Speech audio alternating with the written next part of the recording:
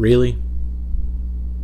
So, I'm no professional movie critic of any sort, but it doesn't take one to see what The Last Airbender was. It was complete crap. Critics can tell you, fans of the Avatar cartoon can tell you, and even general audience who had never seen the source can tell you it's bad. But M.Night Shyamalan seems to think otherwise, of course, because he's confirmed the upcoming Last Airbender 2. Who is going to spend money on that? Okay, so look, I know at the end of the first movie they showed that cliffhanger with Azula and everything, but honestly, I thought after that dreadful reception it would just be kicked under the rug and everyone would forget about it. I don't know anyone who liked that film. Fans and non-fans alike loathed this movie. How is a sequel financially beneficial in any way? Who in the world is funding this? Even if Shyamalan did his best and somehow repaired it from the canon that they set up in the first film, who would even give it a chance? He's going to be lucky if the film even gets pirated. But the icing on the cake, really? It isn't just the fact that people seem to think that it's a good financial investment to make a sequel to that failure of a film, but also that Shyamalan tried to justify the first film, which is only made more noteworthy by what he had to say about it. I have the quote right here. Hold on. He said, "It's really weird because on the show the average age was like 9 years old. My child was 9 years old.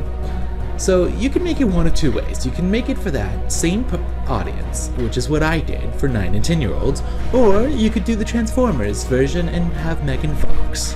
I didn't do that. Those kids, it's for them.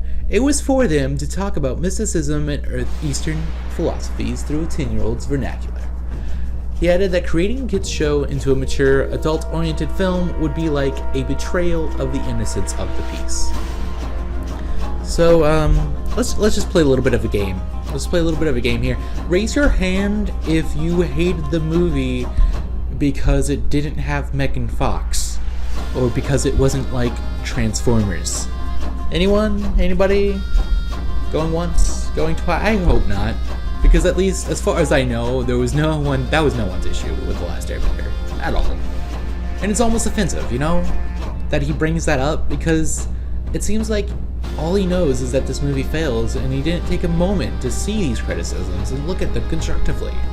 Much like how the movie showed a critical lack of awareness of what made the source show great, Shyamalan shows a critical lack of awareness of his audience. The dry characters lacking any emotion, draining the humor from Avatar's world, with changes that made no sense, only acted to lessen the craft of said world. That is what killed the movie, not some gaping absence of Megan Fox. So, there's been this thing going around, and I'll link to it in the description, that the failure of The Last Avatar wasn't Shyamalan's fault. There was a ridiculous amount of executive meddling behind the scenes that led to its destruction. And I won't go into a lot of detail about it, but it's in the description for you guys to read. So, let's say I give him the benefit of the doubt, and it wasn't his fault, and it'll be all better this time. I'd feel bad for Shyamalan, but it doesn't really change anything for the movie itself. You're still continuing continuity that is complete trash. It's a sequel, and even if it was a really good sequel, its foundation is an awful movie, and you can't remove that from the universe's canon. It's always there. If this was true about the meddling, Shyamalan should do like the creators of the original show long already have. Pretend the first movie never even existed.